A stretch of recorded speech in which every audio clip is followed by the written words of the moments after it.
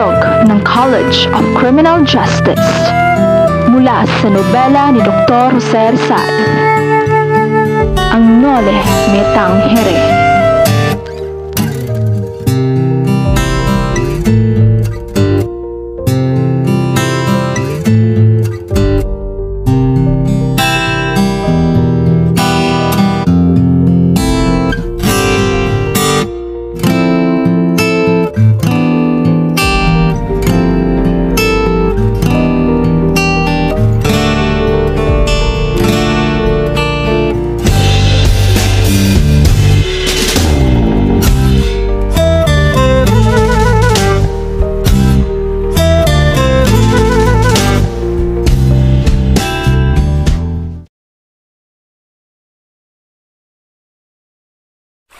Ang San Diego ay isang bayang malapit sa baybayin ng isang lawa at pinagigitnaan ng malalaking bukirin at palayan.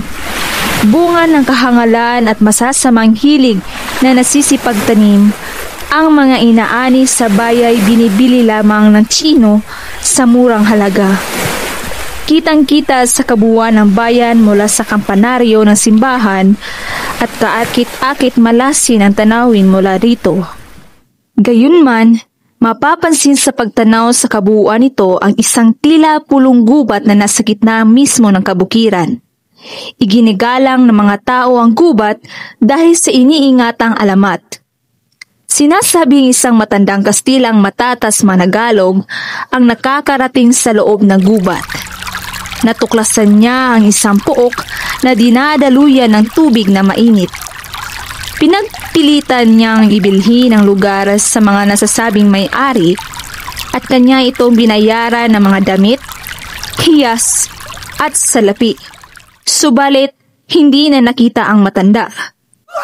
Isang araw, natagpuan ng mga pastol ang matanda na nakabitin sa puno ng balete at nabubulok na. Mula nooy, kinakatakutan na ang gubat. Ang mga hiyas na galing sa matanday pinagtatapo ng mga babae sa ilog at ang mga damit na may kanilang sinunog. Makalipas ng ilang buwan, isang binatang mistiso ang nangangalang Saturnino ang dumating sa puok na nabili ng matandang Kastila. Sinasabi niyang siya ang anak ng namatay. Nang tumanda si Don Saturnino ay saka lamang niya maisipang mag-asawa. Ang napapangasawa niya ay isang taga-Maynila at siya'y nagkaanak ng isang lalaki, si Don Rafael na ama ni Crisostomo. Si Don Rafael ay napamahalas sa mga taga-bukid.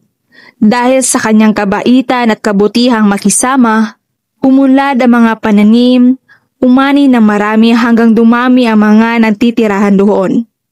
Nang lumaon ang malaking bahagi ng gubat ay naging isang ganap na bayan. Nagkaroon ng kurang Pilipino at nang mamatay ito, isang kurang Kastila ang napalit, si Padre Damaso.